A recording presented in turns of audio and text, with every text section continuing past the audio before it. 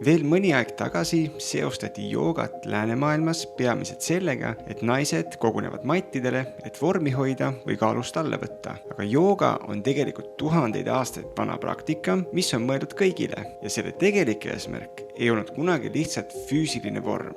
Jooga juured ulatuvad vähemalt 2500 aasta taha Indiasse. Sanskriti keeles tähendab jooga ühendust, keha, meele ja vaimu ühtsust. Algupäraselt ei olnud jooga vaid füüsiliste pooside harjutamine, vaid terviklik filosoofia, mis hõlmas hingamist, meditatsiooni, enesedistsipliini ja elufilosoofiat. Ajalooliselt on huvitav, et esimesed jooga praktiseerijad olid mehed, rishid ja joogid, kes elasid askeetlikku elu. Naised ei praktiseerinud joogat laialdaselt enne 20. sajandit, kui see lääne kultuuriruumis populaarseks sai. Nii et tänane kuvand naiste harrastusena on tegelikult ajalooliselt vale.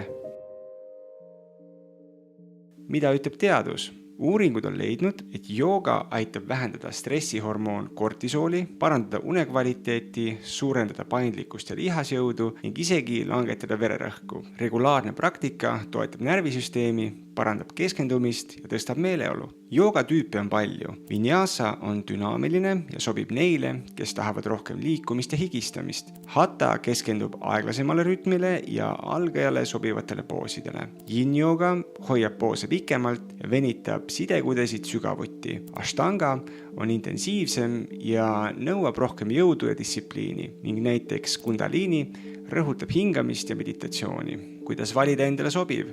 Mõtle esmalt oma eesmärgile. Kui tahad stressi vähendada ja paremini lõõgastuda, proovi yin või hatha joogat. Kui otsid füüsilist väljakutset ja tahad ka vormi parandada, vali ashtanga või vinyasa. Kui soovid rohkem vaimset ja meditatiivset kogemust, võib sulle sobida kundaliini. Kui sa pole kindel, alusta hattast. See on rahulik ja sobib algajatele. Joogat ei praktiseeri mitte ainult naised või tervisefännid. USA armee on kasutanud joogat sõdurite vastupidavuse ja stressitaluvuse suurendamiseks. Jalgpallilegend David Beckham on kasutanud joogat oma karjääri pikendamiseks. Muusik Sting nimetab joogat oma pikaealisuse saladuseks. Ja Steve Jobs leidis inspiratsiooni ning selgust läbi jooga ja meditatsiooni. Seega jooga ei ole ainult naiste kaalulangetuse tööriist. See on universaalne praktika, mis ühendab keha ja meele, vähendab stressi, parandab tervist ja suurendab elujõudu. Tõeline küsimus ei ole, milliseid poose sa oskad,